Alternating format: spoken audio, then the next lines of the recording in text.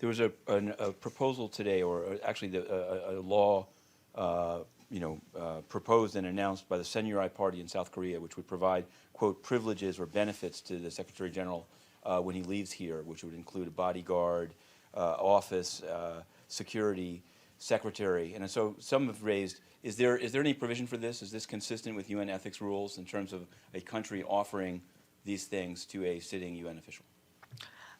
Well, regarding that, you'd have to ask the officials in South Korea what their arrangements are. This is obviously the Secretary General doesn't accept these favors in his time as Secretary General. I wouldn't have any comment on his post-Secretary General career. And the other one is just, it's a follow-up to yesterday. I understand that you said that the Secretary General has had no contact with his nephew, Ban Joo-hyun.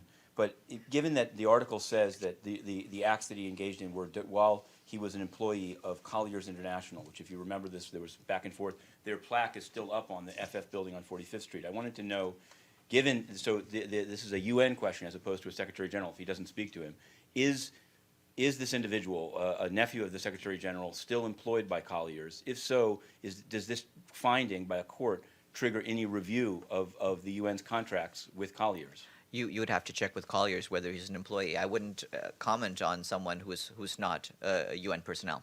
Yes. What is the Secretary General's expectation of his current USGs? Will they be turning in resignation slips at the end of the time, or how does that work? Well, ultimately, that's a decision for the next Secretary General to make, so I won't venture a guess as to how that's handled. The tradition has been that that many of the senior officials, as a standard practice, turn in resignations at the start of a new Secretary General's term. But whether that will be the case this time or not, it's ultimately up to the incoming administration, and I wouldn't want to predict. Yes. Does the Secretary General anticipate going forward over his final nearly 3 months, making more appointments at the ASG or at other levels? Is there some kind of a hold on such appointments, given that the new person should come in with the ability to make his own decisions? I think most Secretaries General believe that the incoming Secretaries General need to have the ability to appoint the people that they want to senior positions, and that's something that this Secretary General, Ban Ki-moon, certainly respects.